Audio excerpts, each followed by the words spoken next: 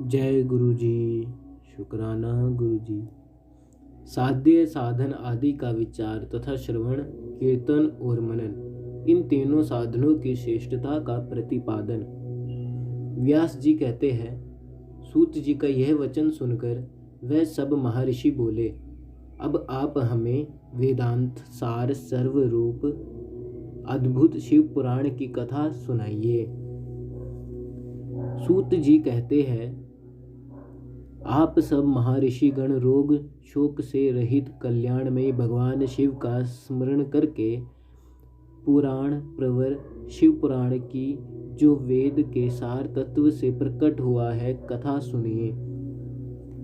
शिव पुराण में भक्ति, ज्ञान और वैराग्य, इन तीनों का प्रतिपूर्वक गान किया गया है और वेदांत वेद सद्वस्तु का विशेष रूप से वर्णन है। इस वर्तमान कल्प में जब सृष्टि कर्म आरंभ हुआ था, उन दिनों 6 कुलों के महर्षि परस्पर वाद विवाद करते हुए कहने लगे, अमुक वस्तु सबसे उत्कृष्ट है और अमुक नहीं है। उनके इस विवाद ने अत्यंत महान रूप धारण कर लिया।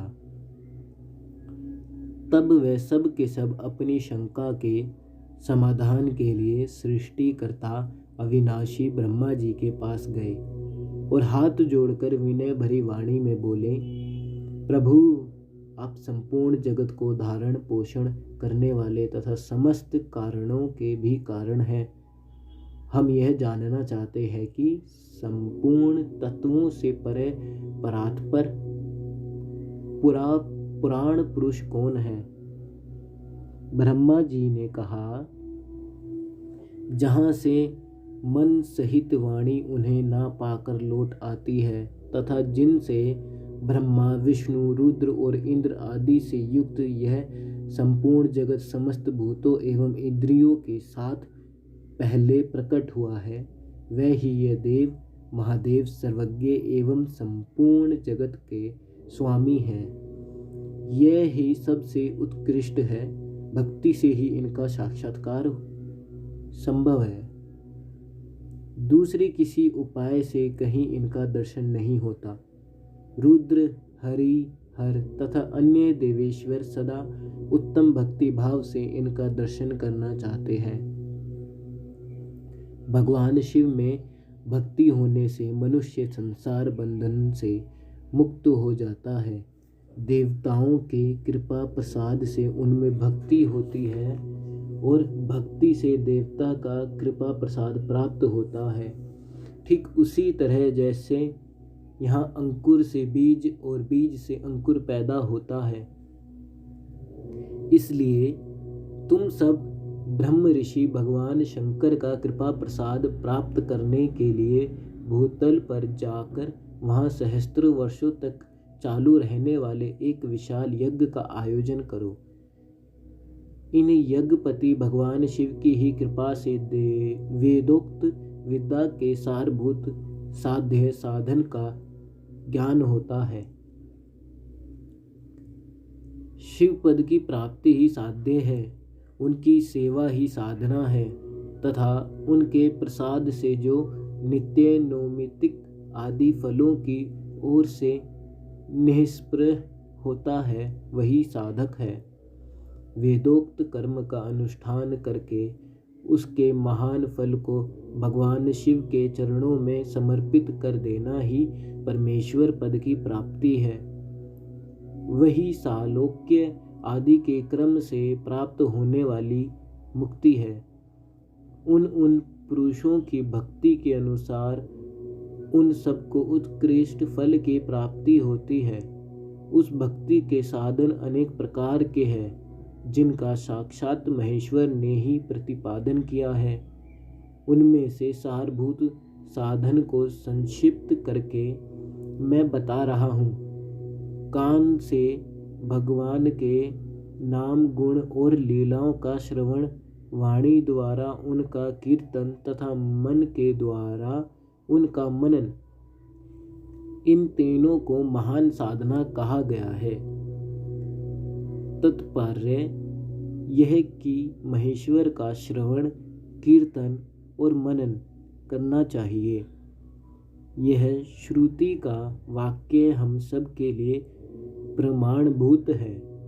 इसी साधन से संपूर्ण मनोरथों की सिद्धि में लगे हुए आप लोग परम साध्य को प्राप्त होंगे। लोग प्रत्यक्ष वस्तु को आँख से देखकर उसमें प्रवृत्त होते हैं, परंतु जिस वस्तु का कहीं भी प्रत्यक्ष दर्शन नहीं होता उसे श्रवणेन्द्रिय द्वारा जान सुनकर मनुष्य उसकी प्राप्ति के लिए श्रेष्ठ करता है। अतः पहला साधन श्रवण ही है। उसके द्वारा गुरु के मुख से तत्व को सुनकर श्रेष्ठ बुद्धि वाला विद्वान पुरुष अन्य साधन कीर्तन एवं मनन की सिद्धि करे। क्रमशः मनन पर्यंत इस साधन की अच्छी तरह साधना कर लेने पर उसके द्वारा सालोक्य आदि के क्रम से धीरे धीरे भगवान शिव का संयोग प्राप्त होता है। पहले सारे अंगों के रोग नष्ट हो जाते हैं, फिर सब प्रकार का लौकिक आनंद भी विलीन हो जाता है। भगवान शंकर की पूजा, उनके नामों के जप तथा उनके गुण रूप विलास और नामों का युक्ति प्रायण चित्त के द्वारा जो निरंतर परिशोधन या चिंतन होता है उसी को मनन कहते हैं। वह महेश्वर की कृपा दृष्टि से उपलब्ध होता है। उसे समस्त श्रेष्ठ साधनों में प्रधान या प्रमुख कहा गया है। सूत जी कहते हैं, मुनीश्वरों, इस साधन का महात्म्य बताने के प्रसंग में मैं आप लोगों के लिए एक प्राचीन वृत्तांत वर्णन करूंगा। उसे ध्यान देकर आप सुने। पहले की बात है, पराशर मुनि के पुत्र मेरे गुरु व्यासदेव जी सरस्वती नदी के सुंदर तट पर तपस्या कर रहे थे।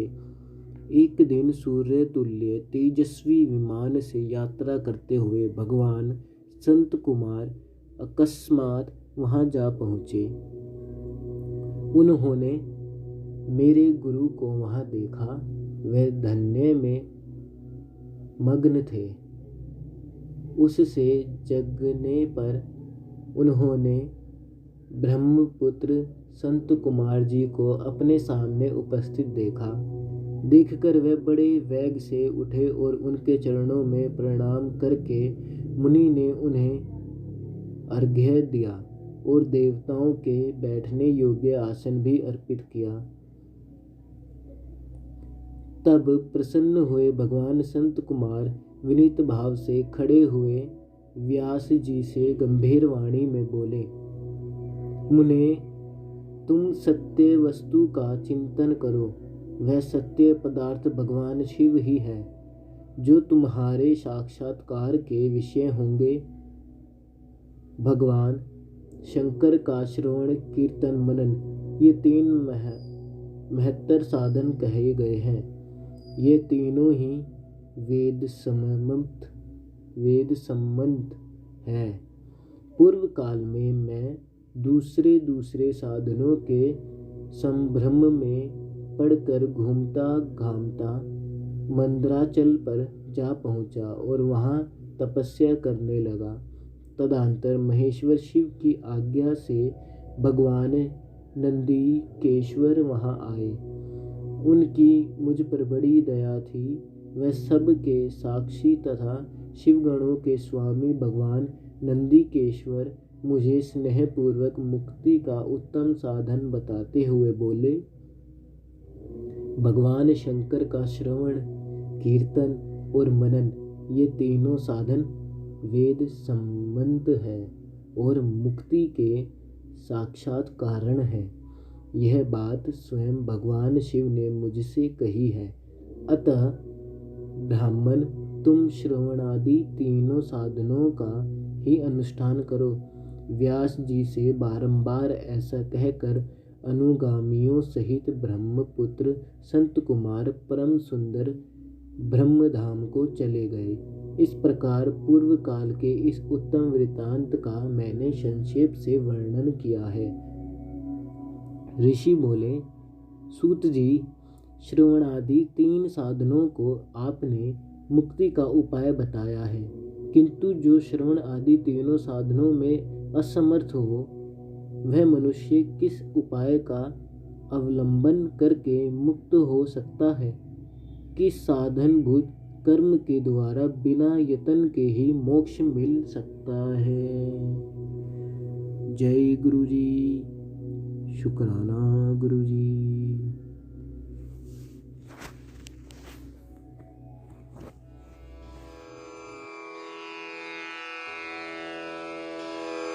जय गुरु जी की। अब हम मंत्र जाप करेंगे।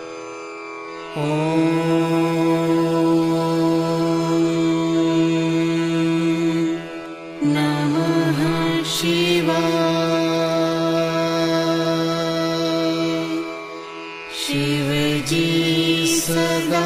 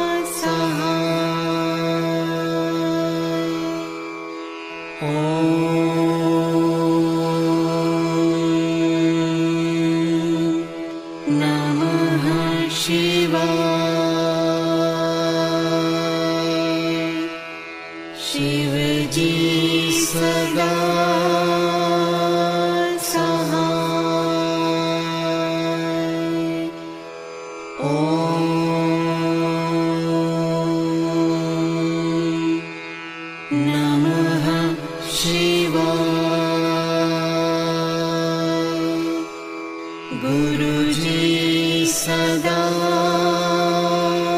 सहाय। ओम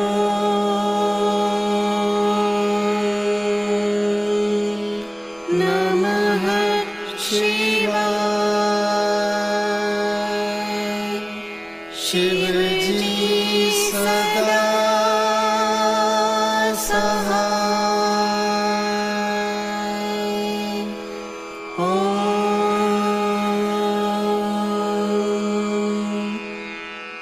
नमः शिवाय।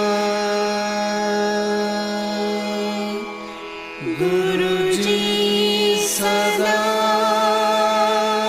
सहाय।